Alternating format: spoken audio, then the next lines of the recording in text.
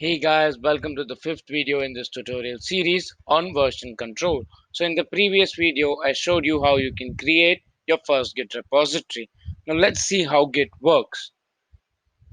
So Git basically categorizes your directory as three different types: working directory, staging area, and the Git directory or the Git repository. The working directory is where you make all your changes and you can see them. The staging area is where you add the changed files such that you can commit them.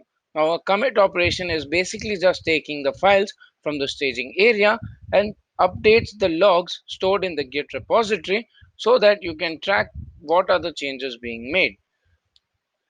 That being said, let's have a look at the commands. So let me create a file called file.txt and let's just give it some sample content and let's just save. As I mentioned in the previous videos, I'll be using the inbuilt terminal provided by Visual Studio Code.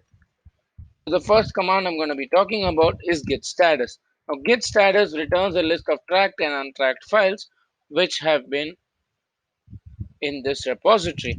So git status gives us some information about on which branch it is, if there are any commits yet, and it gives us a list of tracked and untracked files. Now, since this is an empty Git repository to which I haven't made any commits, there are only untracked files.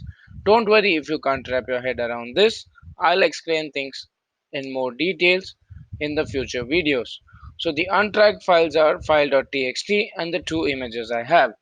So to add a file to be tracked, we use a command called git add. Now, git add basically takes two types of parameters. It either takes a file name or a wildcard parameter such as star or dot to add all files. So let's just try out by giving it a file name.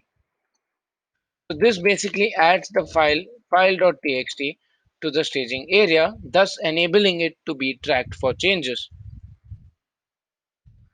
So now if we run git status, we can see that file.txt has changes to be committed and there are two other untracked files. Now let's say if I want to add the other files too for being tracked, I just use the command git add dot. This basically adds both the other files or maybe multiple other files to be tracked.